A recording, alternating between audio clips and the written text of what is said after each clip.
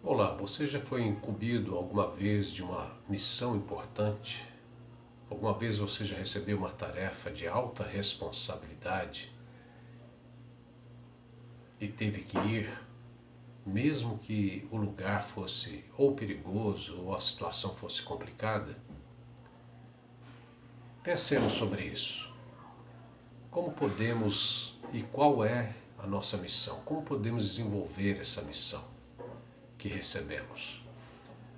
Uma vez eu vi um filme no cinema de um resgate que um grupo, uma força especial, uma equipe de soldados de alto treinamento foram incumbidos de resgatar vários reféns, pessoas que eram passageiros de um voo da Air France. Eles foram sequestrados por um grupo de terroristas, e esses soldados foram lá e conseguiram resgatar essas pessoas. Houve troca de tiros, houve a morte de um dos comandantes deles, do grupo de resgate. Infelizmente perdeu um tenente ali, mas eles foram bem sucedidos porque resgataram a grande parte de reféns. Quando Marcos, o evangelista, escreveu no Evangelho de São Marcos, capítulo 6, versículos 7 a 13, Marcos 6, 7 a 13, ele falou sobre o momento em que Jesus envia seus 12 discípulos. Ele escolhe 12 homens e ele envia esses 12 homens a uma missão de ensinar, de transmitir sua mensagem para as comunidades, as cidades, as aldeias em redor. E Marcos faz isto como que lembrando que Moisés também, há muitos anos atrás, muito antes de Jesus, havia sido enviado por Deus para resgatar o povo de Israel, que havia se tornado escravo do Egito. Então os israelitas precisavam ser tirados do Egito e Deus escolheu Moisés. Moisés tem aquele impacto de ter um contato com Deus ali no Monte Sinai, vendo uma sarça ardente. E então Moisés é comissionado para ir ao Egito numa missão ultra importante também, num lugar hostil a Moisés, mas ele foi lá. E Jesus estava fazendo a mesma coisa, sendo que Jesus foi enviado pelo Pai, foi enviado por Deus para que viesse resgatar a humanidade, viesse transmitir a sua mensagem, dar a sua vida, pagar o preço de resgate, receber nele mesmo as implicações de nossas atitudes, de nossos desvios. Ele recebeu ali na cruz o golpe de tudo o que fizemos de errado, mas ele veio para isso, ele veio para nos resgatar.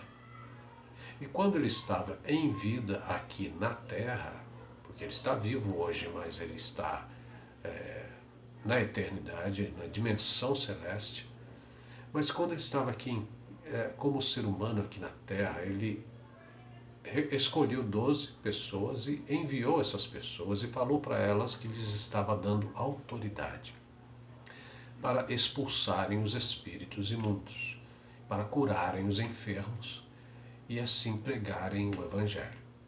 Então ele enviou seus discípulos eram como que alunos, né? Então nós podemos dizer que foi um dos primeiros testes que eles passaram, a primeira prova que eles passaram foi essa. Primeiro envio de Jesus, e aqueles discípulos foram de 2 em 2, eles foram às comunidades, à sociedade ao redor deles, para transmitir o Evangelho, transmitir a mensagem transformadora. E você vê aqui em Marcos capítulo 6, no versículo 13, ou melhor, no versículo 12 e 13, você vê que então os discípulos foram e anunciaram a todos que deviam se arrepender dos seus pecados. Eles, quer dizer, os discípulos, expulsavam muitos demônios e curavam muitos doentes, pondo azeite na cabeça deles. Então você está vendo aqui nesse versículo que os discípulos foram, então obedeceram e foram de dois em dois. E eles anunciavam àquelas pessoas que eles deviam se arrepender, ou seja, eles deviam mudar de vida, mudar de mente, e deviam crer no Evangelho. E eles curavam com isso, eles curavam as pessoas, eles expulsavam as entidades malignas que aprisionavam a consciência, a mente, a saúde das pessoas. Eles foram, essa foi a primeira vez que eles foram enviados para esse tipo de trabalho por si mesmos, né? Foram enviados por Jesus, mas eles ali, sem estar Jesus pessoalmente com eles, fizeram o trabalho. Mais tarde, Pedro e João foram em dupla, faziam os trabalhos em dupla também, pregando o Evangelho, ensinando, proclamando a mensagem para as pessoas. Depois, Paulo e Silas também foram em dupla pregar o Evangelho a muitas pessoas. E é isso que nós devemos fazer. Nós, ou seja, se você é um discípulo de Jesus, se você é um enviado de Jesus, você tem esse grande propósito de ir até as pessoas, fazer contato com as pessoas e transmitir a elas essa saída, essa porta que está aberta para elas saírem dos seus desvios, das distorções que estão prendendo, que estão alucinando essas pessoas. Você sabe que você é uma pessoa enviada por Deus, enviada por Jesus, quando você também foi chamado por Ele, você foi influenciado, foi atraído até Jesus. Aí você aprendeu as coisas pertinentes ao Evangelho e você agora pode transmitir isso para as pessoas. Você nem precisa ser alguém muito aprofundado, é simplesmente você entender que você tem uma experiência com Cristo, que você também mudou de coração, você mudou de pensamentos a partir do momento em que o Evangelho, a mensagem daquela realidade restauradora foi adentrando a sua vida e você foi ganhando sentido para a sua existência. E então você hoje tem um relacionamento pessoal com Jesus e você tem um relacionamento intenso com Deus. Então quer dizer que você é um escolhido, você é um enviado também para uma missão de resgate.